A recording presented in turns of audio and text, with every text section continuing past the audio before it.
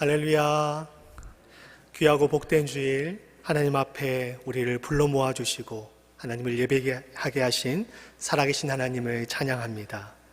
오늘 예배의 자리에 나오신 모든 분들과 또 온라인으로 예배드리시는 모든 분들에게 신실하신 우리 주님의 은총이 함께 하시길 바랍니다. 하나님을 예배할 때 우리의 상한 심령이 회복되어지고 하나님을 향한 우리의 사랑의 마음이 더욱 커지는 이 시간이 될 수 있기를 바랍니다. 우리 모두 자리에서 일어나셔서 사도신경으로 우리의 신앙을 고백하도록 하겠습니다. 나는 전능하신 아버지 하나님, 천지의 창조주를 믿습니다.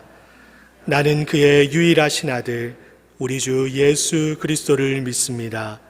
그는 성령으로 잉태되어 동정녀 마리아에게서 나시고 본디오 빌라도에게 고난을 받아 십자가에 못 박혀 죽으시고 장사된 지 사흘 만에 죽은 자 가운데서 다시 살아나셨으며 하늘에 오르시어 전능하신 아버지 하나님 우편에 앉아 계시다가 거기로부터 살아있는 자와 죽은 자를 심판하러 오십니다. 나는 성령을 믿으며 거룩한 공교회와 성도의 교제와 죄를 용서받는 것과 몸의 부활과 영생을 믿습니다. 아멘. 함께 찬송가 67장으로 하나님께 영광 돌리겠습니다.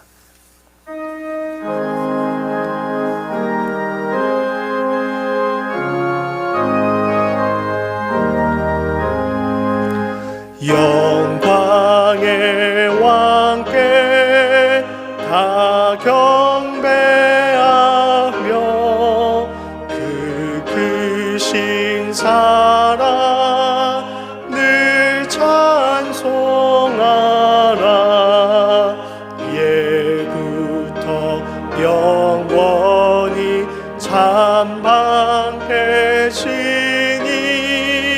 그 영광의 주를 다 찬송하라.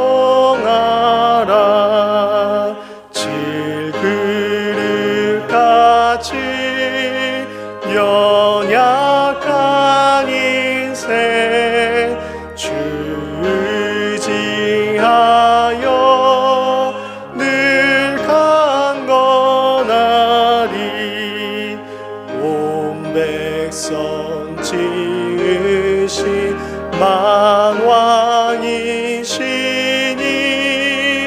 그 자비 영원히 변함없어라.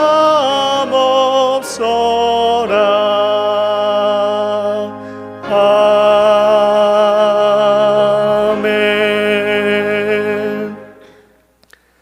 여호와여, 주께서 나를 살펴보셨으므로 나를 아시나이다. 주께서 내가 앉고 일어섬을 아시고 멀리서도 나의 생각을 밝히 아시오며 나의 모든 길과 내가 눕는 것을 살펴보셨으므로 나의 모든 행위를 익히 아시오니 내가 주의 영을 떠나 어디로 가며 주의 앞에서 어디로 피하리이까. 내가 새벽 날개를 치며 바다 끝에 가서 거주할지라도 거기서도 주의 손이 나를 인도하시며 주의 오른손이 나를 붙드시리이다. 아멘. 우리의 앉고 일어섬과 모든 말과 생각을 아시는 주님을 찬양합니다. 오늘 거룩한 주일을 맞아 우리의 창조주 되시고 구원자 되시는 하나님께 예배하고자 나왔사오니 저희들의 예배를 기쁘게 받아 주시옵소서. 거친 세상 가운데 혼자서는 살 수 없는 저희들을 긍휼히 여겨주시사 주의 손으로 붙들어 주시고 바른 길, 진리의 길로 인도하여 주시옵소서. 성령님, 저희와 함께하여 주셔서 위로가 필요한 자들에게 하늘의 위로를 주시고 도움이 필요한 자에게는 전능하신 하나님의 손길로 함께하여 주시옵소서. 무엇보다 이 예배를 통해 하나님의 크고 위대하심을 다시 한번 깨닫게 하시고 하나님을 우리의 삶의 주인으로 모시는 귀하고 복된 시간 되게 하여 주시옵소서. 모든 영광 성삼위 일치되시는 우리 하나님께 올려드리오며 예수님의 이름으로 기도하옵나이다. 아멘. 모두 자리에 앉으셔서 찬송가 449장 1절과 5절 찬송하시겠습니다.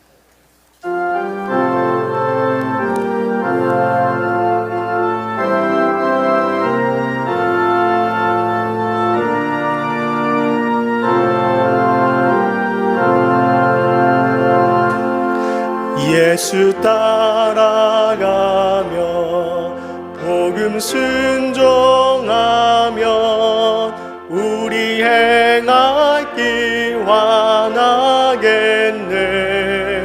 주를 의지하며 순종하는 자를 주가 늘 함께 하시리라. 의지하고 순종하는 길은 예수 안에 즐겁고 복된 길이로다. 주를 힘입어서 말씀 잘 배우고 주를 모시고 살아가세. 주를 의지하며 항상 순종하면 주가 사랑해 주시리라. 의지하고 순종하는 길은 예수 안에 즐겁고 복된 길.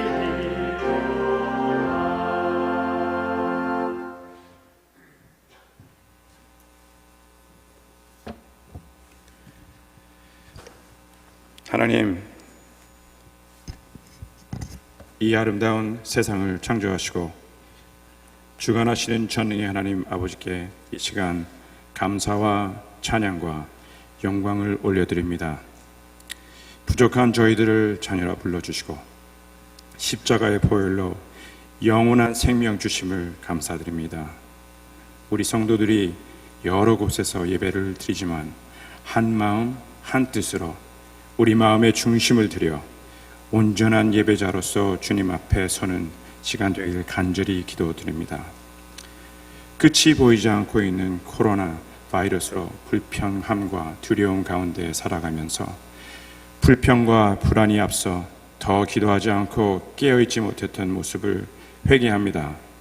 세상의 온갖 욕심과 이기심 앞에 쉽게 무너지고 교만하여 넘어지는 어리석음을 불쌍히 여겨주시고 이 시간이 저희들의 연약함을 고백하고 하나님의 크심을 다시 깨닫는 회개의 자리가 되길 원합니다.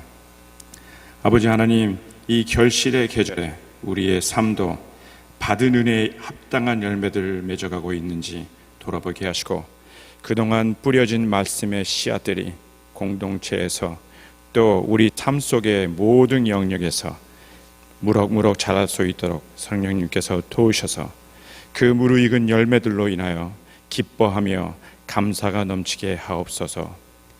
은혜를 경험하는 데서만 그치지 말고 이웃과 형제를 사랑하고 섬기며 겸손하게 크리스찬으로서 소명을 감당하는 복음에 합당한 삶을 살도록 인도하여 주시옵소서. 하나님 아버지, 이 어려운 시기에도 변함없이 수고하고 헌신하는 모든 보이지 않는 섬김의 손길들을 기억하여 주시고 위로하여 주시옵소서. 하나님의 말씀으로 교회와 성도들을 이끄는 목사님들과 교역자들에게 주님이 주시는 지혜와 능력이 늘 풍성하게 넘치길 기도합니다. 오늘부터 다시 교회에서 드리는 EM 예배에 함께 하셔서 감사함과 기쁨이 넘치는 예배가 되게 하시고 특히 늘 혼란스럽고 도전받는 우리 어린 자녀들이 하나님을 만나고 의지함으로 세상의 유혹과 죄에 대한 분별력을 얻고 옳은 선택을 하면서 살아갈 수 있는 믿음의 사람들로 자라가기를 소망합니다. 우리 교회를 통해 귀한 선교사님들을 필요한 곳에 보내게 하여 주심을 감사드립니다. 네 분의 선교사님들에게 어려운 상황에서도 사역지의 영혼들을 더욱더 사랑하는 마음을 주시고 주님께서 주신 사명을 따라 늘 성령 충만함 가운데 사역하게 하시고 영육간에 강건하게 지켜주시기 원합니다. 주님, 지금 이 시간에도 질병이나 마음의 고통으로 어려운 시간을 보내고 있는 여러 성도님들을 위해 기도합니다. 고통 중에서도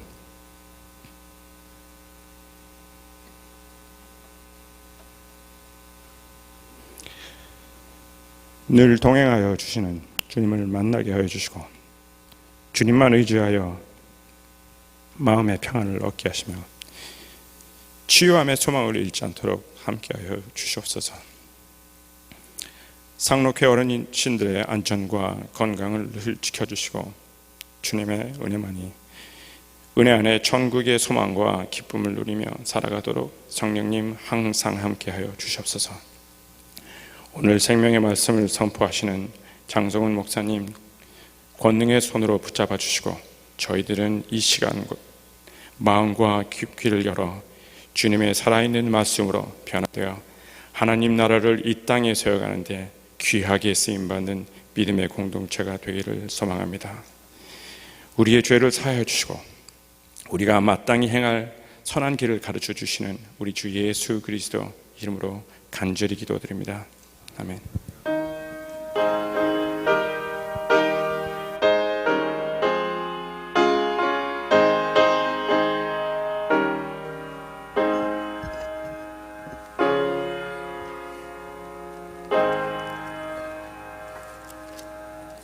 우리 함께 일어나셔서 하나님 앞에 봉헌 드리겠습니다.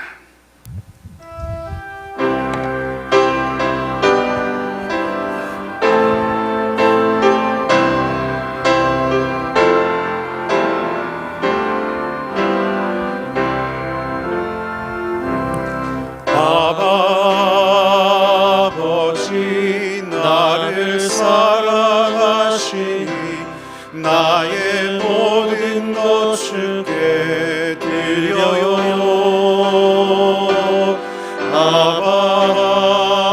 아버지 내가 여기 있으니 주님 영광 위하여 써주세요.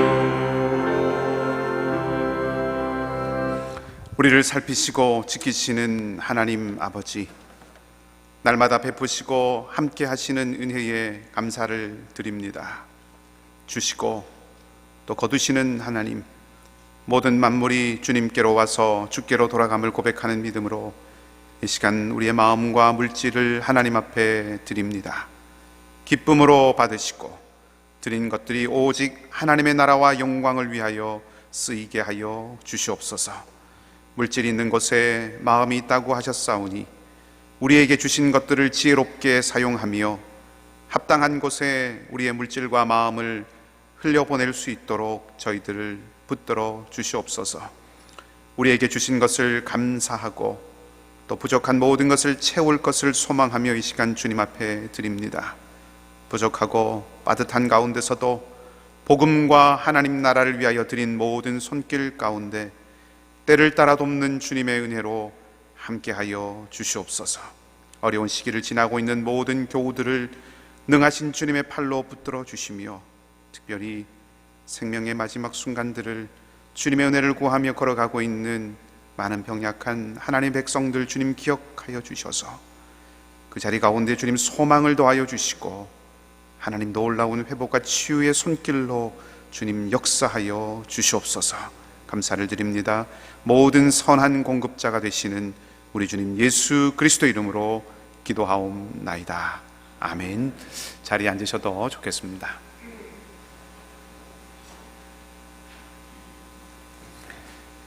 우리 교회 소식 함께 나누도록 하겠습니다. 우리 소식 함께 나누기 전에 옆에 계신 분들 또 앞뒤에 계신 분들과 함께 인사하십시다. 한 주간 평안하셨습니까? 반갑습니다. 반갑습니다. 네, 감사합니다. 어려운 시절인데도 또 이렇게 현장 예배 믿음을 갖고 또 용기를 갖고 함께 해주셔서 감사드립니다.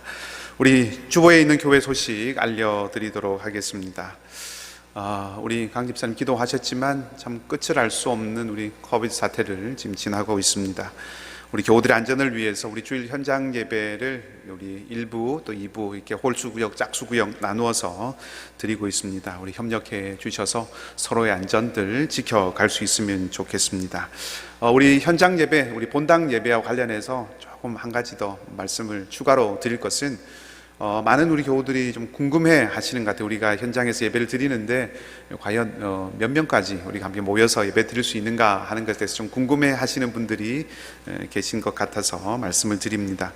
저희 교회, 우리 교회 본당 수용 인원은 650명입니다. 650석 좌석이 마련되어 있어서 650명까지 함께 예배 드릴 수 있습니다.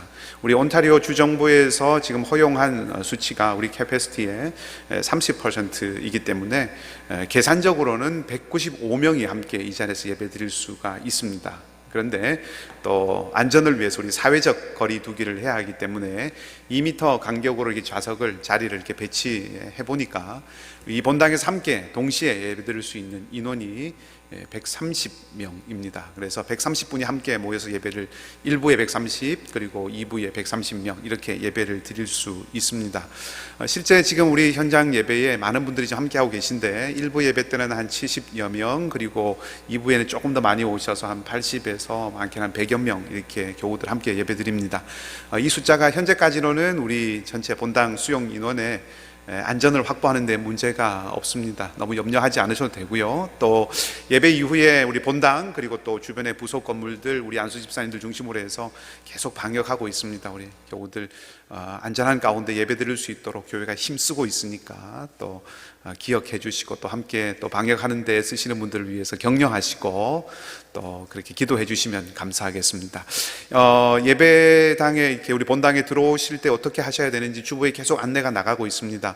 기억하셔서 잘 따라 주셔서 감사하고 그런데 이제 조금 더 신경 쓰셔서 좀 도와주시기를 부탁을 다시 한번 드립니다. 왜냐하면 지난주에 우리 뉴스를 통해서 보셨겠지만 물론 교회는 예외입니다. 우리가 함께 모여서 예배드리는 이 자리는 예외이지만 확진자 수가 계속해서 증가하는 것 때문에 온타리오 우리 주정부에서 더 이상 확산이 이렇게 빨리 되지 않도록 조치하는 차원에서 개인적인 모임은 실내 인원을 다시 10명으로 그리고 또 야외에서 함께 모일 수 있는 인원을 25명으로 다시 제한을 좀 강화했습니다. 우리가 함께 모여서 예배드리는 이 내용은 이제 해당되지 않는 사항입니다만은 여러 가지로 이제 지역사회 안전과 또 우리 교우들의 안전을 위해서 조금 우리가 적극적으로 협력해야겠다라고 하는 마음을 품게 됩니다. 그래서 여러분들도 우리 본당에 들어오시는 과정들 잘 지켜주시고 특별히 조금 불편하시더라도 꼭 성함, 전화번호 꼭 적어주시면 감사하겠고요. 예배 마치신 이후에 이제 좌우측으로 나가셔서 이제 날씨도 좋고 해서 서로 이렇게 많이 교제하시는데 참 좋고 아름다운 좋은 모습입니다. 귀한 모습인데 이제 조금 다시 마음을 좀 추스려서 너무 많은 숫자가 한꺼번에 모여서 서로 교제하지 않도록 그래서 우리 지역 사회에서 교회를 보면서 우려하지 않도록 우리가 이 방역과 안전을 위해서 이렇게 힘을 모으고 생각하는구나 하는 것들 우리가 또 보여주는 것도 교회가 해야 되는 중요한 역할 가운데 하나라고 생각합니다. 그래서 교제하실 때 너무 많이 이렇게 한꺼번에 이렇게 모이셔서 하지 않도록 조금 거리를 간격을 띄우셔서 교제하시고 그리고 돌아가시면 감사하겠고요. 그런 맥락에서 조금 아쉽고 또 안타까운 것이긴 하지만 우리 2부 예배 후에 갖기로 했던 우리 구역별 모임을 당분간 조금 유보하도록 하겠습니다. 지난주에 많은 분들 오셔서 귀한 시간 또 짧았지만 잘 보내서 너무나 감사하고 또 앞으로 만날 우리 교우들 생각하면 기대하는 마음이 참 많았는데 또 지금 사태가 조금 이렇게 전체적으로 조금 우리가 마음을 추스려야 되는 그런 때가 되었기 때문에 교회가 좀 협력하는 그런 마음으로 당분간 우리 구역별로 만나는 모임을 조금 유보하도록 하겠습니다. 제가 이렇게 듣기로 또 구역 모임을 위해서 정성스럽게 이렇게 좀 간식도 준비하시고 또 오랜만에 만날 식구들을 기대하는 마음으로 이렇게 마음 설레고 하신 분도 많이 계셨다고 제가 들었습니다. 갑작스럽게 이렇게 조치를 하게 돼서 송구하게 생각하고요. 귀한 마음들 가지신 그 마음들 다 헤아려 드리지 못해서 죄송하게 생각합니다. 그래도 우리가 함께 또 계속해서 서로 기도하고 격려하면서 이 어려움들 잘 이겨나갈 수 있는 그런 은혜가 있기를 바랍니다. 광고가 조금 길었는데요. 우리 예배, 주일 2부 예배 그리고 수요 예배는 온라인으로 계속 실시간으로 방송됩니다.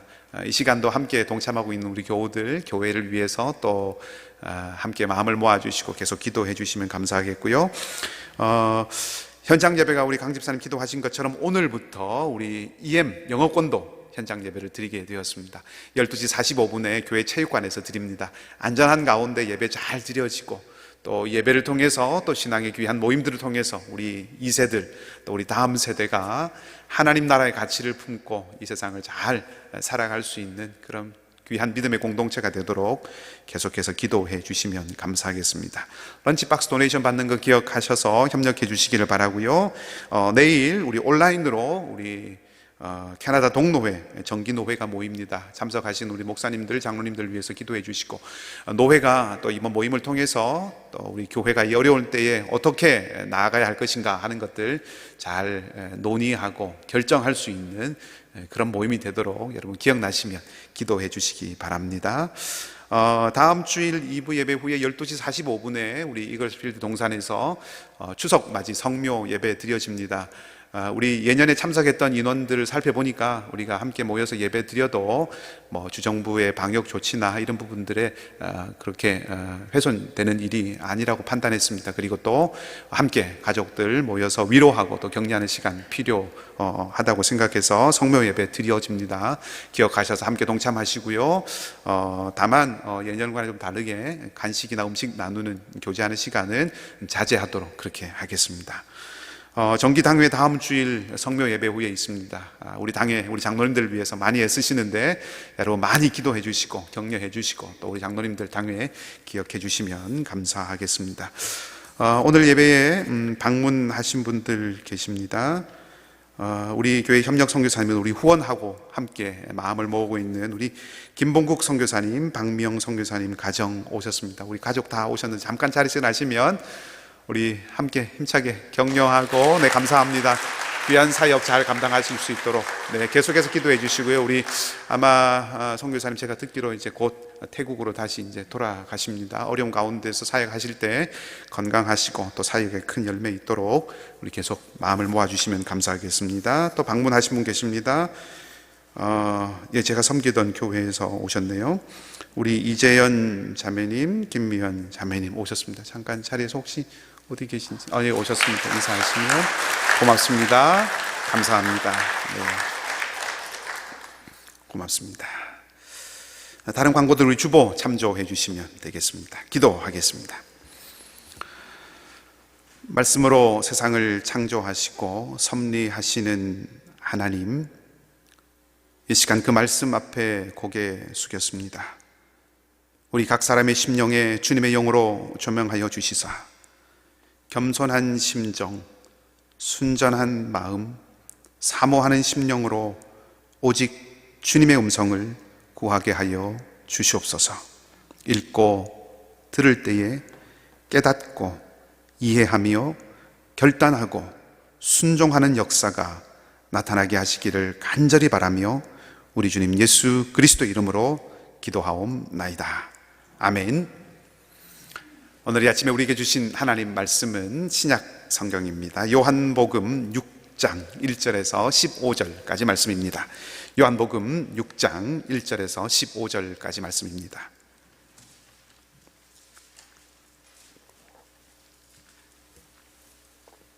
제가 가진 성경은 신약 152쪽에 있습니다.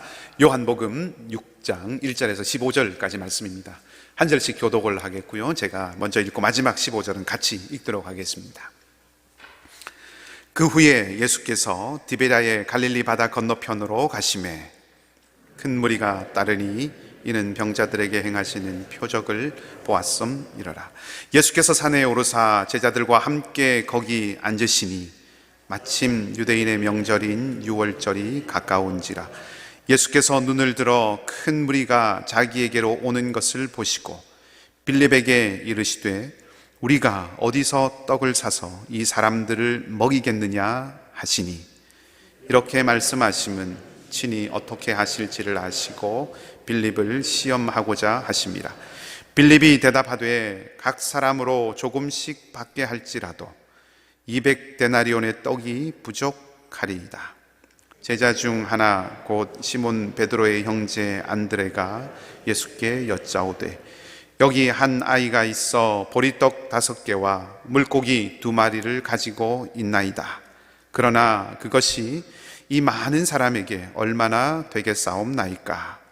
예수께서 이르시되 이 사람들로 앉게 하라 하시니 그곳에 잔디가 많은지라 사람들이 앉으니 수가 5,000명쯤 되더라.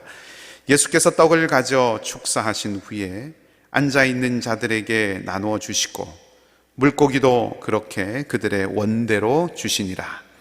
그들이 배부른 후에 예수께서 제자들에게 이르시되 남은 조각을 거두고 버리는 것이 없게 하라 하시므로 이에 거두니 보리떡 5개로 볶고 남은 조각이 12바구니에 찼더라. 그 사람들이 예수께서 행하신 이 표적을 보고 말하되 이는 참으로 세상에 오실 그 선지자라 하더라.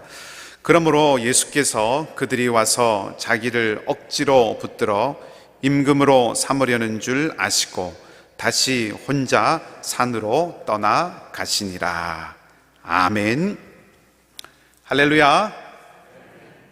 좋으신 우리 주님의 평강이 오늘도 여러분의 삶 가운데 함께 하시기를 먼저 주님의 이름으로 축복합니다. 요한이 전하고 있는 오늘 이 본문의 이야기는 우리에게 아주 많이 알려져 있는, 아마 여러분 모두가 다 아시는 이야기라고 생각을 합니다. 오늘 이 오병이어 보리떡 5개와 물고기 2마리로 수많은 사람들을 먹이신 이 이야기는 오늘 이 요한복음에만 기록되어 있는 것이 아니라 마태복음, 그리고 마가복음, 그리고 누가복음, 이 4개의 복음서에 다 기록되어 있는 사건입니다. 그러니까 모든 복음서 기자들이 예수님과 관련해서 예수님에 대해서 알리고자 할 때 꼭 전해주어야 되겠다라고 생각한 아주 중요한 일이다라고 하는 그런 뜻이 되겠죠. 그런데 이 마태복음에 나와 있는 이야기, 그리고 마가복음에 나온 이야기, 그리고 누가복음에 나와 있는 이야기, 이 이야기들과 이 요한복음이 전해주고 있는, 요한이 전해주고 있는 이 오병이어의 이야기는 조금 그 내용이 다릅니다. 내용이 다르다는 것이 사건의 내용 자체가 다르다는 것이 아니라 요한이 전하고 있는 독특하고 특별한 내용이 이 이야기 속에 들어있다 하는 것입니다. 본문의 이야기는 우리가 다 아는 이야기니까 그 이야기는 드리지 않도록 하고요. 요한이 전해주고 있는 마태와 마가와 누가와 조금 다른, 요한만이 독특하게 전해주고 있는 내용은 어떤 것이냐 하면 이 오병이어의 사건이 일어났었던 때가 6월절 가까웠던 때다라고 하는 것을 밝혀주는 것, 그리고 예수님께서 이 표적을 행하셨던 장소가 산이었다라고 하는 것, 그리고 또 이 오병이어 사건을 일으키기 위해서 이 진행되어지는 과정 속에서 빌립과 안드레라고 하는 제자들의 이름이 이렇게 실명으로 거론되고 있는 것, 그리고 배부른 이후에 사람들이 충분히 먹고 난 이후에 예수님에 대해서 사람들이 말을 했는데 어떻게 말을 했냐면 세상에 오실 바로 그 선지자다라고 하는 이야기를 한 것, 이런 것들이 요한이 전해주는, 요한만이 특별하게 전해주는 독특한 내용들입니다. 이 내용들을 가지고 요한이 이 오병이어의 사건을 통해서 예수님이 어떤 분인가라고 하는 것을 말하고 있는데, 예수님은 무엇보다 우리의 모든 결핍을 풍성하게 채우시고 참된 풍성함의 근원이 되시는 분이시다라고 하는 것을 말해주고 있습니다. 그 의미가 어떤 의미인가라고 하는 것을 본문을 통해서 함께 살펴보고자 합니다. 오늘 본문 말씀의 4절을 보시면 말씀드렸던 것처럼 요한이 이 사건이, 이 일이 일어났던 것이 6월절 무렵이다라고 하는 것을 전해주고 있습니다. 6월절이라고 하는 절기는 이스라엘의 역사에서, 유대인들의 역사에서 아주 중요한 절기이죠. 6월절이 만들어진 배경은 출애굽이라고 하는 사건과 연결이 되어 있습니다. 그러니까 이스라엘 백성들이 애굽 땅에서 하나님의 은혜로 구출되어서 그 애굽 땅을 탈출하고 애굽의 지배로부터 벗어나게 되는 것을 기념하기 위해서, 그 구원을 기념하기 위해서 하나님께서 주신 절기가 유월절이라고 하는 절기이죠. 그러니까 유월절 이 기간에, 유월절 이 절기에 보리떡 5개와 물고기 2마리를 통해서 사람들에게 풍성하게 공급하셨다는 이것이, 유월절이 일어났다는 것이 어떤 의미일까라고 하는 것을 한번 생각을 해볼 필요가 있다 하는 거죠. 이것을 위해서 3가지 정도를 살펴보아야 합니다. 그 3가지는, 첫 번째는 구원에 대한 것이고, 두 번째는 하나님 백성 공동체에 대한 것이고, 세 번째는 예수님에 대한 것입니다. 그러니까 유월절 그리고 출애굽 이 사건과 오늘 이 표적과 어떤 관계가 있는가 하는 것을 우리가 알기 위해서 이 3가지에 대해서 생각해 보아야 한다 하는 말씀입니다. 첫 번째로는 구원에 대한 것입니다. 애굽은 하나님께서 심판하셨고 이스라엘은 하나님이 구원하셨죠. 하나님께서 10가지 재앙으로 애굽을 치신 이후에 이스라엘 백성들은 그 땅을 나오게 됩니다. 그 이스라엘 백성들을 뒤따라오던 애굽의 군대를 하나님께서 홍해에서 다 멸망시키셨죠. 하나님의 완전하고 완벽한 승리를 보여주고 이스라엘 백성들을 온전하게 완전히 구원해낸 하나님의 구원의 완전함을 보여주는 사건입니다. 출애굽 사건, 유월절 사건이라고 하는 이 사건은 이스라엘에게 다른 어떤 것이 아니라 하나님의 구원을 생각하고 기억하게 하는 역사이죠. 특별히 이 유월절이라고 하는 날은, 절기는 이스라엘이 출애굽을 해 나온 바로 그 날을 기억하고 바로 그날 하나님의 구원을 경험한 그 경험, 그것을 새기는 절기가 유월절입니다. 그러니까 유월절과 출애굽이라고 하는 이 사건은 하나님의 구원을 생각하지 않을 수 없는 그런 사건이라는 거죠. 자, 그런데 출애굽을 해 나온 이 이스라엘 백성들이 40년을 광야에서 보냈습니다. 그 40년 광야 생활 동안 이들은 하늘에서 내린 양식인 만나를 먹고 살았습니다. 이 하늘에서 내린 만나라고 하는 것을 볼 때마다 이스라엘 사람들은 생각하는 것이죠.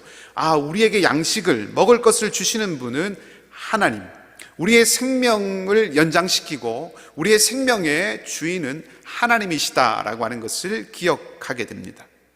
그러니까 유월절이라고 하는 절기, 출애굽이라고 하는 그 사건과 만나라고 하는 것, 하늘에서 내린 양식이라고 하는 이 2가지는 이스라엘 백성들에게 구원과 생명이라고 하는 것을 기억하게 하고 생각하게 해주는 것이다 하는 거죠.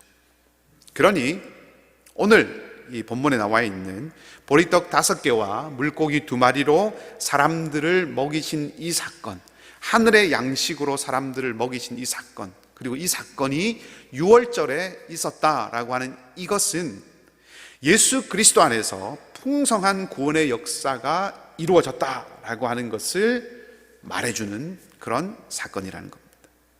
더 나아가서 예수 그리스도 안에 있는 하나님의 백성들이 누리게 될 그 풍성한 구원과 생명의 은혜를 말해주는 사건이라고 하는 것입니다. 두 번째는 하나님의 백성 공동체에 대한 것입니다. 이스라엘은 애굽에 살 동안에는 노예였습니다. 그런데 출애굽 그 사건을 통해서 이제 이스라엘은 노예가 아니라 그냥 어떤 사람들의 무리가 아니라 이제는 나라가 됩니다. 구약성경 출애굽기 19장에 보면 하나님께서 광야에 있는 이스라엘을 시내산으로 인도하셔서 그 시내산에서 하나님과 이스라엘 사이에 계약을 맺습니다. 이 계약으로 말미암아 이스라엘은 하나님을 위한 제사장 나라로 부름받습니다. 하나님께서 지키시는 나라가 되었고 하나님께서 보호하시는 나라가 되었고 또 하나님을 섬기는 나라로 이스라엘이 거듭나게 되었다는 거죠. 말하자면 하나님께서 애굽 땅에서 노예로 살던 이 사람들을 불러내셔서 건져내셔서 신의 산, 그 산으로 이끄시고 그 산에서 하나님은 노예였던 이 사람들을 하나님을 섬기는 제사장 나라로, 그 공동체로, 하나님과 특별한 관계에 있는 공동체로 새롭게 창조하신 것입니다. 오늘 본문에도 요한이 예수님께서 산에 올라가서 거기에 앉으셨을 때에 무리가 예수님께로 나왔다라고 하는 것을 전해주고 있습니다. 예수님께로 사람들이 모여왔습니다. 그리고 예수님은 산에 앉아 계십니다. 하나님께서 출애굽한 이스라엘 백성들을 산에서 불러 모으셔서 하나님 나라 백성으로 바꾸셨듯이, 창조하셨듯이, 지금 우리가 놓치지 않아야 되는 그림은 예수님이 산에 앉으셨고 거기로 사람들이 모여 들었다는 것입니다. 출애굽 당시의 하나님의 모습과 동일한 모습입니다. 그리고 예수님은 하나님 나라의 복음을 전하시는 것을 통해서 예수님께로 나온 그 사람들을 하나님 나라 백성 공동체로 만드셨다는 거죠. 예수님께서 이 땅에 오셔서 행하셨던 많은 사역들, 많은 일들 가운데 가장 중요한 일 가운데 하나를 꼽으라 이렇게 하면 하나님 나라 백성 공동체를 창조하신 것입니다. 예수님께서는 사람들을 많이 모으셨죠. 특별히 12제자를 부르셨습니다. 12, 12이라고 하는 숫자는 이스라엘 12지파의 숫자입니다. 12제자를 부르셨다고 하는 것은 온 이스라엘을 다 부르셨다고 하는 그런 의미인 것이죠. 하나님께서 시내산에서 이스라엘 백성들을 가까이 부르셔서 그들을 하나님 백성으로 만드신 것처럼 예수님도 12제자를 부르시는 것을 통해서 모든 이스라엘을 당신께로 부르셨고 그들을 하나님 나라 백성 공동체로 만드셨다라고 하는 것을 상징해 주는 것입니다. 그런데 예수님의 사역은 비단 이 이스라엘에게만 해당된 것이 아니죠. 예수님의 구속의 사역은 모든 온 세상 가운데서 하나님 나라 백성 공동체를 만드시는 것입니다. 그렇기 때문에 모든 예수님을 믿는 모든 사람들은 이제 새로운 영적 이스라엘로 세워지는 것이죠. 사도 베드로가 우리들을 향하여서, 믿는 그리스도인들을 향하여서 왕 같은 제사장, 거룩한 나라 이렇게 말했는데 이 표현도 예수님께서 모든 믿는 자들을 새로운 하나님 나라의 백성 공동체, 거룩한 당신의 나라로 만드셨다라고 하는 이 맥락에서 나온 축복의 말씀입니다. 역사적으로 보면 이스라엘 공동체, 하나님 백성 공동체는 혈통이라고 하는 것이 바탕이 되어서 이루어져 왔다면 예수 그리스도를 통해서 새롭게 만들어지는 새로운 영적 이스라엘은 믿음이 기초가 됩니다. 그러니까 예수 그리스도를 믿는 그 믿음으로 만들어지는 나라가 하나님의 나라라고 하는 거죠. 이제 예수 그리스도를 통하여서 하나님은 모든 믿는 믿음의 사람들을 하나님의 새로운 백성 공동체로 삼으시고 만들어 가신다 하는 것입니다. 그리고 광야의 이스라엘과 함께 하셨던 것처럼 하나님은 이제 이 새로운 백성들, 그들과 함께 하시고 마지막 날까지 이 백성을 인도하시고 이끌어 가신다 하는 거죠. 새로운 이스라엘은 출애굽한 이스라엘 백성들이, 출애굽한 이스라엘이 그러했던 것처럼 하나님을 온전히 섬기는 나라로 부름 받은 공동체입니다. 민족을 초월하고, 언어를 초월하고, 출신을 초월하고, 성별을 초월하고, 그리고 믿음으로 함께 하나가 되어서 그리스도께서 주신 새로운 계명을 따라서 하나님을 섬기는 공동체로 부름 받았다라고 하는 거죠. 이 새 이스라엘은 다름이 아니라 예수님을 따르는 제자, 그리고 오늘날 예수 그리스도를 따르는 우리 교회입니다. 다시 본문으로 돌아오면 결국 이런 예수님의 사역들의 바탕해서 보리떡 5개와 물고기 2마리로 배가 부르고 그것이 또 남았고 그것을 거두었더니 12바구니에 가득했다라고 하는 이 사실은 새로운 이스라엘이 된 이 예수님의 제자와 예수 그리스도를 따르는 교회, 그 백성 공동체가 예수님의 행하시는 사역을 통해서, 예수 그리스도를 통해서 풍성한 하늘의 은혜를 충만하게 받고 누리게 될 것이다 라고 하는 것을 말해 준다 하는 것입니다. 세 번째는 이 유월절과 오병이어의 사건을 통해 생각해 볼 수 있는 것은 예수님에 대한 것입니다. 사람들이 먹고 배부른 후에 예수님을 향하여서, 예수님에 대하여서 이렇게 이야기합니다. 14절 말씀에 이렇게 기록되어 있습니다. 그 사람들이 예수께서 행하신 이 표적을 보고 말하되 이는 참으로 세상에 오실 그 선지자라 하더라. 이 사람은 정말로 세상에 오신다고 말씀하셨던, 예고되었던 바로 그 선지자로구나 라고 하는 그런 말을 하고 있는 것이죠.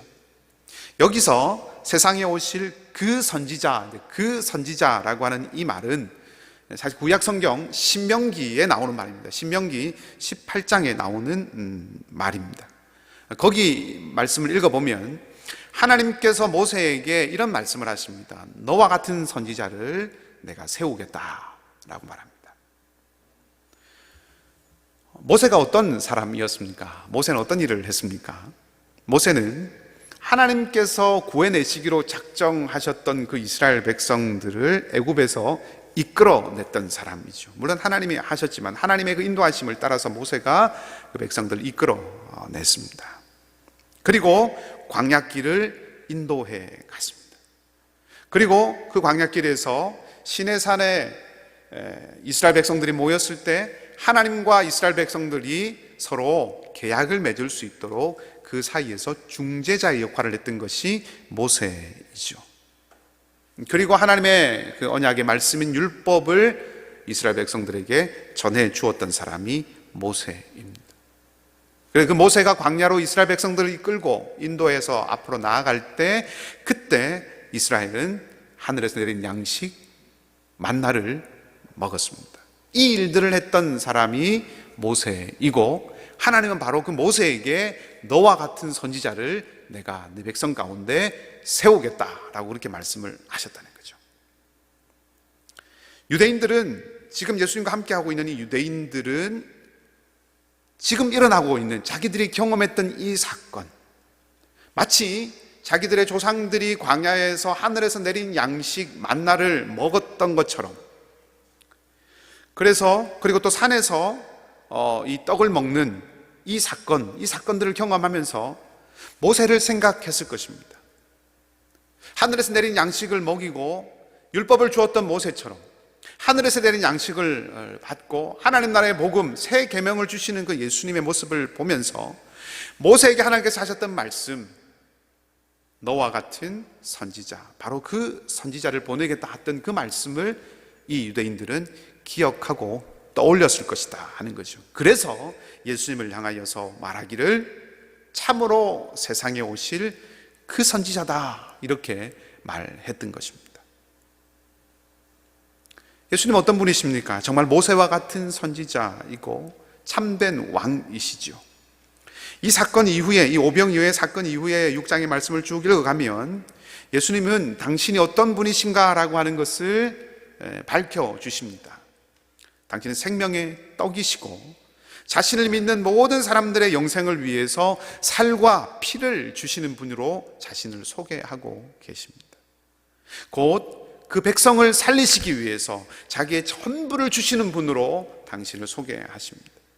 자기를 주셔서 사람을 살리시는 분, 자기를 내어주셔서 다른 이를 살리는 삶을 사시는 분이 예수님이시다라고 하는 것을 요한복음 6장이 말해주고 있습니다. 이런 맥락 속에서 요한은 오늘 굉장히 의미심장한 증언을 우리에게 해주고 있습니다. 본문 3절에서 5절까지의 말씀인데 제가 그 말씀을 한번 다시 천천히 읽어드리도록 하겠습니다. 3절에서 5절까지의 말씀입니다. 예수께서 산에 오르사 제자들과 함께 거기 앉으시니 마침 유대인의 명절인 유월절이 가까운지라. 예수께서 눈을 들어 큰 무리가 자기에게로 오는 것을 보시고 빌립에게 이르시되 우리가 어디서 떡을 사서 이 사람들을 먹이겠느냐 하시니, 한 절 더 읽겠습니다. 6절. 이렇게 말씀하심은 친히 어떻게 하실지를 아시고 빌립을 시험하고자 하심이라. 여러분, 아까 말씀드렸던 것처럼 또 본문이 말하고 있는 것처럼 지금은 6월절 가까운 때입니다. 6월절에 사람들이 어디로 갑니까? 지난주에 우리 베데스다 연못가에서 38년 된 병자를 고치신 예수님에 대한 말씀을 나누면서 그때도 명절이었다고 말씀을 드렸죠. 근데 그 명절이 어떤 때인지는 정확하게 잘 알지 못하지만 예수님께서 예루살렘에 올라가신 것을 보면 아마 6월절이나 77절이나 초막절 중에 하나가 아닐까 생각할 수 있다고 말씀을 드렸습니다. 왜냐하면 그 세 절기에는 사람들이 예루살렘으로 올라가야 했기 때문에 그렇습니다. 자, 6월절입니다. 사람들이 어디로 가야 합니까? 예루살렘으로 가야 합니다. 그런데 오늘 본문에 요한이 전해주고 있는 것을 보면 6월절이 가까운 이때에 사람들이 어디로 가고 있습니까? 예루살렘으로 가는 것이 아니라 예수님께로 가고 있습니다. 예루살렘이 아니라 예수님께로 오고 있다는 거죠. 요한은 이 모습에서 놀라운 메시지를 놓치지 않고 있습니다. 이스라엘이 예루살렘으로 올라가야 하는 이유, 예루살렘으로 모여들어야 하는 이유는 이스라엘의 모든 절기는 이스라엘의 구원, 출애굽과 관련되어 있기 때문에 그렇습니다. 그러니까 하나님의 구원의 은혜, 6월절이든 77절이든 초막절이든 그 모든 명절에 예루살렘에 모이는 것은 하나님께서 우리를 구원해 주셨다라고 하는 그 구원의 은혜를 기억하기 위해서, 그 구원의 은혜를 감사하기 위해서, 그 구원의 은혜를 나누기 위해서 예루살렘으로 모여들었다고 하는 거죠. 그런데 그 출애굽과 관련하여서 가장 중요한 절기인 이 6월절에 사람들이 하나님의 그 구원의 은혜를 기억하고 하나님의 구원의 은혜를 감사하고 그 하나님의 그 구원의 은혜를 나누기 위해서 예루살렘 성전으로 가지 아니하고 예수님께로 온 것입니다. 요한이 무엇을 말해주려고 하는 것이죠? 요한은 지금 예수 그리스도가 이 6월절의 완성, 즉 구원의 완성이다라고 하는 것을 말해주려고 하고 있는 것입니다. 예수 그리스도만이 유일하시고 참된 구원자시다라고 하는 것을 말하고 있는 거죠. 구원의 은혜를 기억하고 감사하기 위해서 모여들어야 하는 곳이 성전이 아니라 예수 그리스도다라고 하는 것은 예수 그리스도가 유일한 구원의 주님이시다라고 하는 것을 알려주는 것이라는 겁니다.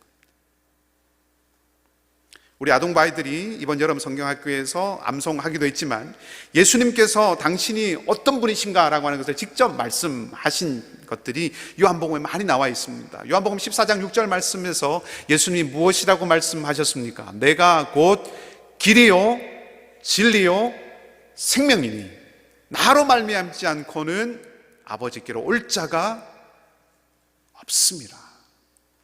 오직 예수 그리스도 한 분만이 우리의 영원한 구원자가 되신다 하는 것입니다. 추가해서 한 가지 더 말씀드리고 싶은 것은 6절 말씀에 보면 예수님께서 어떻게 하실지를 다 아셨다 그랬습니다. 말하자면 예수님은 지금 이 상황, 당신은 산에 계시고 지금은 6월절이고 사람들은 당신께로 나오고 있다라고 하는 이 상황, 이 모습을 보시고 예수님은 어떤 그림을 그리셨냐 하면 마치 시내산에서 하나님께서 이스라엘을 하나님의 백성으로 세우신 것처럼,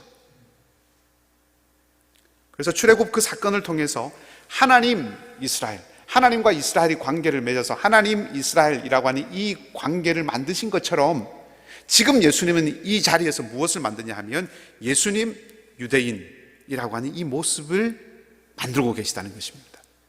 하나님께서 이스라엘 백성들을 하나님 나라 백성 공동체로 새롭게 창조하셨듯이 당신이 지금 그 일을 그대로 재현하고 계신다라고 하는 것입니다. 그런 의미에서 이 오병이어의 이 사건은 예수님께서 의도하신 표적이라는 겁니다. 의도했다라고 하는 것은 뭐 꾸며냈다는 그런 의미가 아니라 지금 벌어지고 있는, 지금 일어나고 있는 이 상황을 통해서 예수님께서 내가 누구인가라고 하는 것을 나타내는 그런 기회로 활용하셨다는 거죠. 그리고 당신이 어떤 분이라고 소개하신 것입니까? 내가 유일한 구원자다, 내가 구원의 완성자다라고 하는 것을 말씀해 주시는 거죠. 그러니까 이 오병이어로 보리떡 5개와 물고기 2마리로 배고픈 이들을 먹이신 이 사건은 예수님께서 우리의 모든 배고픔과 부족함과 결핍과 아픔과 여러 가지 필요한 것들을 충분하게 공급하시는 능력을 가지신 분이시다라고 하는 것을 말씀해 주시고 그것을 알려주시는 것, 그 메시지만 있는 것이 아니라 한 걸음 더 나아가서 예수 그리스도만이 유일한 구원자가 되신다라고 하는 메시지도 같이 담고 있는 사건, 표적이라고 하는 것입니다. 한 가지만 더 살펴보도록 하겠습니다. 이렇게 자신이 누구인지를 나타내시고 사람들을 이렇게 먹이신 이유가 무엇이겠습니까? 그것은 이 사람들을 사랑하셨기 때문이죠. 오늘 이야기를 전하고 있는 또 다른 복음서 마태, 마가, 누가의 이 오병이어의 이적을 행하신 장면을 살펴보면 특별히 마태와 마가가 예수님께서 어떤 마음이셨는가라고 하는 것을 전해줍니다. 예수님은 예수님께 나오는 사람들을 보시고 마음에 불쌍히 여기는 마음이 있었다고 마태와 마가가 전해주고 있습니다. 그 사람들을 치근하게 여기는 그런 마음이셨다는 거죠. 그 마음이 있었기 때문에 사람들의 그 배고픔을 예수님은 해결하셨다는 것입니다. 오늘 보리떡 5개와 물고기 2마리로 사람들을 먹이시는 그 예수님께서 사람들에게 그것들을 주실 때 어떻게 하셨습니까? 조금씩 주시지 않으셨습니다. 원대로, 필요한 대로, 원하는 만큼 풍성하게 충분히 주셨습니다. 우리가 먼저 알 수 있는 것이 그것이죠. 주님은 우리의 배고픔, 그것이 어떤 아픔이나 결핍이 되었든지 간에, 어떤 부족함이든지 간에, 어떤 종류의 배고픔이든지 간에 그 배고픔을 채우실 수 있는 분이십니다. 오직 주님 안에 모든 풍성함이 있기 때문에 그렇습니다. 우리는 이 표적을 보면서 언제든지 이 사실을 잊지 않아야 합니다. 그런데 동시에 한 가지 또 잊지 않아야 되는 것은 바로 이것입니다. 오늘 예수님께서 사람들을 먹이시는 장면을 한번 잘 생각해 보시기 바랍니다. 제가 몇 차례 그림을 그려보자 이렇게 말씀을 드렸는데 한번 그림을 그려보시기 바랍니다. 지금 예수님이 산에 계시고 많은 사람들이 예수님께로 몰려왔습니다.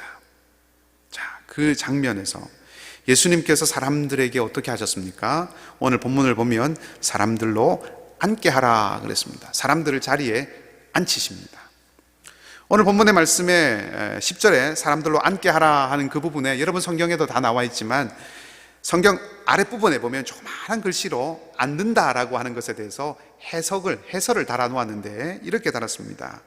기대어 눕게 했다. 유대인들이 음식을 먹는 자세 이렇게 되어 있습니다. 자, 그게 어떤 자세인지 이것은 사실 중요하지 않고 사람들이 앉았다라고 하는 것은 그냥 자리에 앉는 의미가 아니라 무엇을 하기 위해서 앉는 것입니까? 먹기 위해서 앉는 거죠. 그러니까 지금 이 자리는 식사의 자리라는 것입니다. 예수님께서 사람들을 앉히심으로 말미암아 식탁이 이제 만들어진 것이죠. 자, 그리고 난 이후에 예수님이 어떻게 하십니까? 이 빵을 가지셨습니다. 오늘 본문에 보면 떡을 가지셨습니다. 11절에. 그리고 축사하십니다. 기도하신 거죠. 그리고 앉아있는 사람들에게 어떻게 하십니까? 나눠주십니다. 여러분 혹시 생각나는 장면이 없으십니까? 예수님께서 식탁에서 떡을 가지시고 기도하시고 그것을 사람들에게 나누어 주셨어요. 혹시 기억나는 장면이 없으십니까? 그렇죠. 주님께서 하신 마지막 만찬 성찬의 모습입니다. 성찬을 제정하신 이 모습과 아주 비슷한 모습을 지금 예수님께서 하고 계십니다. 자, 그럼 여러분에게 질문을 드리고 싶습니다. 성찬은 무엇인가요? 성찬은 예수님께서 이 세상을 위해서, 우리를 위해서, 아니 나를 위해서 당신 자신을 온전히 다 내어주신 그 사랑의 표현이 성찬입니다. 몸을 주시고 피를 주신, 한마디로 생명을 내어주신 그 사랑을 보여주신 자리가 성찬입니다. 그런데 우리가 그 성찬에서 한 가지 또 놓치지 않아야 되는 것이 있습니다. 예수님께서 성찬을 행하신 이후에 제자들에게 무엇이라고 말씀을 하셨습니까? 이것을 행하라. 이것을 기억하고, 이것을 기념하고, 이것을 행하라 하셨습니다. 예수님께서 하시고 예수님께서 보여주셨듯이 사랑으로 자기 자신을 내어주는 그런 삶을 살아가라는 초대가 성찬이라는 거죠. 이 오병이어의 표적은 먹고 배부르는 데만 있는 것 아닙니다. 우리가 만일 나를 채워주시고 나의 배고픔을 채워주시는 그 주님을 만났다면, 그 예수님을 만났다면 또한 내가 오늘부터 오병이어의 표적을 만들며 살아가야 한다 하는 것을 일러주시는 거죠. 오늘날 우리가 우리 자신을 사랑으로 내어놓을 때 우리 또한 수많은 사람들을 먹이고 살리는 일을 할 수 있습니다. 예수 그리스도의 구원의 풍성함을 전하는 일 할 수 있습니다. 수많은 사람들을 진리 대신 예수 그리스도께로 인도하는 일 할 수 있습니다. 아니, 해야 하는 것입니다. 보리떡 5개와 물고기 2마리를 나눠주시는 그 예수님은 우리도 우리가 가지고 있는 우리의 생명을 이웃을 향하여서 나누라고, 우리에게 주신 그 사랑을 이웃을 향해서 나누라고, 아니 우리 안에 있는 예수 그리스도의 그 생명과 예수 그리스도의 사랑을 세상과 함께 나누라고 우리를 부르고 계신 것입니다. 이것이 오병이어가 오늘 우리에게 알려주는 중요한 믿음의 교훈입니다. 프랑스 사람들에게 아주 존경받는, 가장 존경받는 사람 중에 한 사람으로 꼽히는 피에르라고 하는 신부님이 계십니다. 아베 피에르 이렇게 알려져 있습니다. 이분은 집이 없는 사람들, 노숙자나 불황자와 같은 사람들이죠. 이런 사람들을 위해서 안식처를 제공하는 그 엠마우스 운동이라고 하는 운동을 시작하시고 펼쳐 가신 분입니다. 이분의 책 가운데 단순한 기쁨이라고 하는 책이 있습니다. 꼭 기회가 되시면 한 번씩 읽어보시면 좋을 것 같습니다. 이 단순한 기쁨이라고 하는 책에 이런 이야기가 나옵니다. 어느 날 밤에, 아주 깊은 밤에 한 사람이 이 엠마우스 공동체의 문을 두드립니다. 한 사람이 나가서 그 문을 열어주었는데, 그 문을 연 사람은 며칠 전에 음주하고 그리고 또 노숙으로 이렇게 무리를 일으켜서 이 경찰서에 잡혀가서 며칠 동안 이 유치장 신세를 졌던 그런 사람이었습니다. 그 사람이 지금 이 안식처에, 이 쉼터에 와서 이제 있다가 문을 열어준 거죠. 바깥에서 문을 두드린 사람은 누구냐 하면 바로 그 사람을 며칠 전에 잡아서 유치장에 넣었던 경찰이었습니다. 근데 문을 열고 서로가 만났을 때 이 문을 두드렸던 경찰은 이 앞에 있는 이 사람이 자기가 잡아갔던 그 사람이라고 하는 것을 알지 못했어요. 그래서 그 문을 열어준 사람에게 이렇게 말했습니다. 선생님, 지금 가출한 한 아주머니가 경찰서를 찾아왔습니다. 정신 이상자인 그 남편이 그녀를 죽일지도 모릅니다. 아주 위험한 상황에 있습니다. 그런데 이 아주머니에게는 어린 자녀가 4이나 있습니다. 이분이 묵을 만한 곳을 여러 곳을 찾아봤는데, 백방으로 찾아봤지만 찾을 수가 없었습니다. 그래서 이곳을 생각할 수밖에 없었습니다. 그렇게 얘기를 하자 이 문을 열어줬던 그 사람이 망설이지 않고 들어가서 이야기합니다. 거기 다 공동으로 함께 자고 있는 공동 침실에서 잠자고 있는 그 사람들을 다 깨운 거죠. 그리고 그들에게 이야기를 했습니다. 이런 상황이다라고 하는 것을 이야기했습니다. 그러자 거기에 잠을 자고 있던 그 모든 동료들이 다 일어나서 자기들이 잠든 그 침대의 시트를 다 깨끗한 곳으로 다시 정리를 하더니 아이들과 가주머니를 오게 해서 그곳에 자게 했습니다. 그러고 나서 거기 자고 있던 그 사람들은 모두 다 밖으로 나가죠. 추위를 이기기 위해서 다시 신문지들을 모아서 그 신문지를 덮고 밤을 보냈습니다. 다음날 아침이 되어서 사람들이 추위를 녹이기 위해서 그 엠마우스 공동체에서 커피를 마시면서 이렇게 막 서로 얘기하고 소리가 시끄러워지니까 그 바깥에 자고 이제 신문지를 덮고 잤던 그 사람들이 그렇게 사람들에게 얘기합니다. 책에는 조금 과격하게 나와 있는데 제가 그걸 설교 시간에 할 수는 없어서 제가 조금 순화시켜서 말씀드리면, 내용은 지금 아이들이 자고 있으니까 조용히 하라 하는 그런 얘기를 합니다. 이 모습을 곁에서 이렇게 지켜보았던 한 다른 수도사가 이 아베 피에르 신부에게 이렇게 이 얘기를 했습니다. 이런 일을 할 수 있는 수도원이 어디 있겠습니까? 이런 일을 할 수 있는 수도원이 어디 있겠습니까? 조금 바꾸어 보면 이런 일을 할 수 있는 교회가 어디 있겠습니까? 하는 말이죠. 더 약한 이들을 위해서, 더 위험에 처해 있는 사람들을 위해서 자신의 잠자리를 기꺼이 내준 이 사람들, 노숙인이었고 불황자고 늘 추위에 떨며 자야 했던 이 사람들의 이 태도는, 이 행동은 복음을 위해서 세속의 삶을 버렸다고 하는, 그리스도의 사랑을 따르는 삶을 살겠다고 세상을 버렸던 어떤 수도사들에 비해서 결코 뒤떨어지지 않는다라고 하는 그런 말이, 이런 일을 할 수도원이 어디 있겠습니까? 라고 하는 말의 의미이겠죠.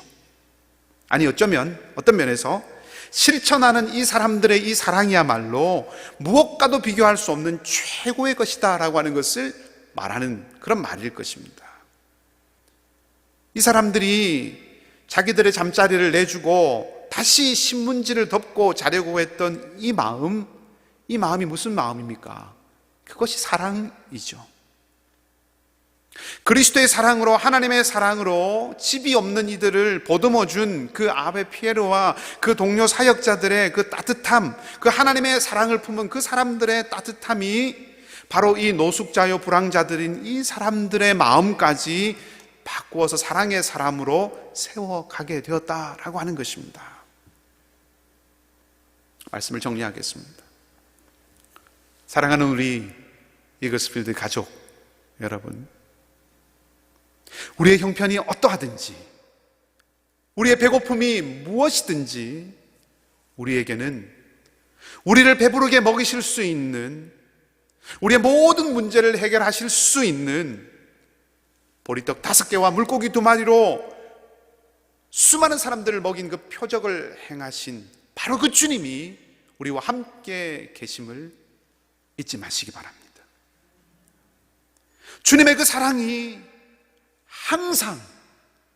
항상 우리를 붙들고 계시다고 하는 것을 절대로 결코 잊지 마시기 바랍니다.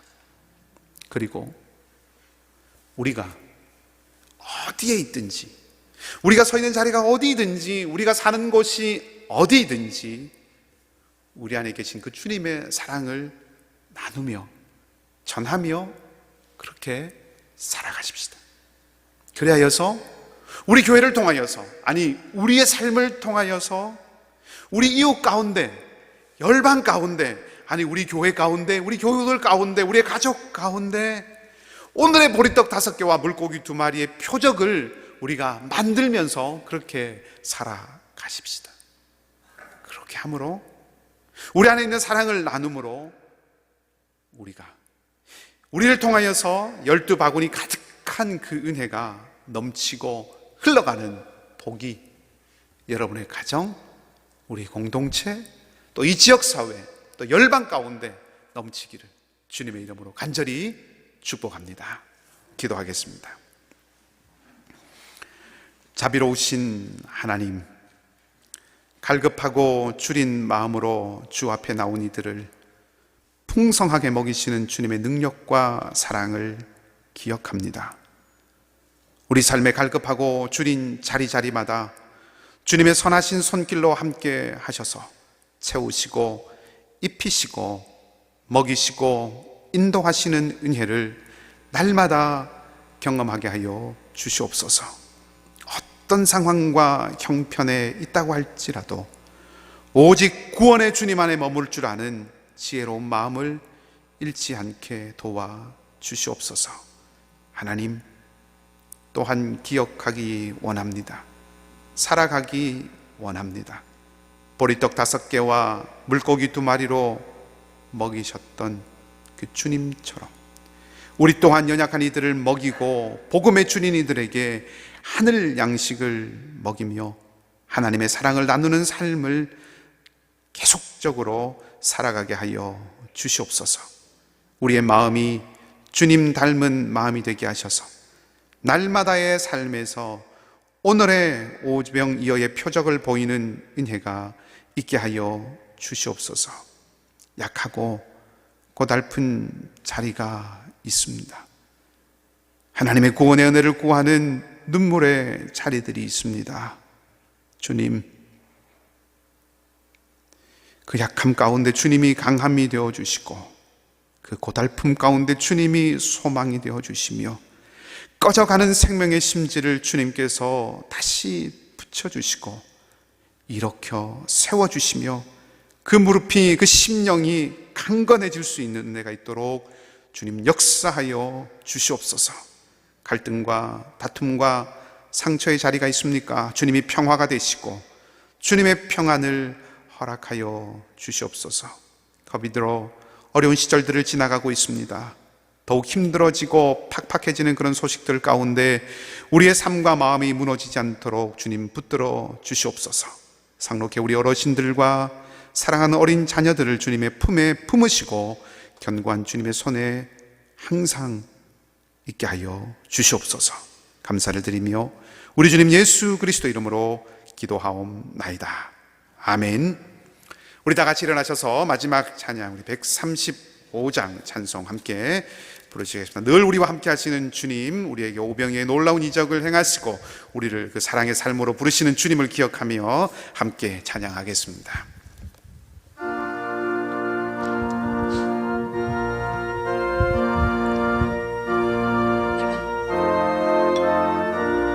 어저께나 오늘이나 어느 때든지 영원토록 변함없는 거룩한 말씀 믿고 순종하리니 생명 되시며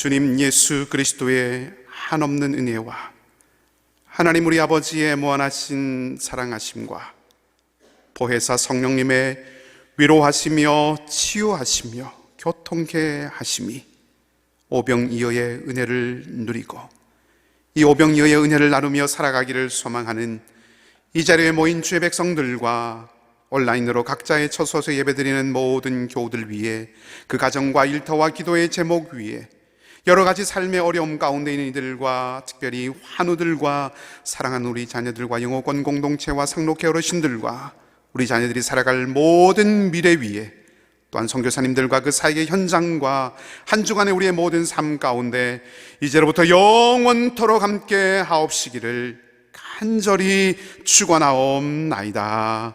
아멘.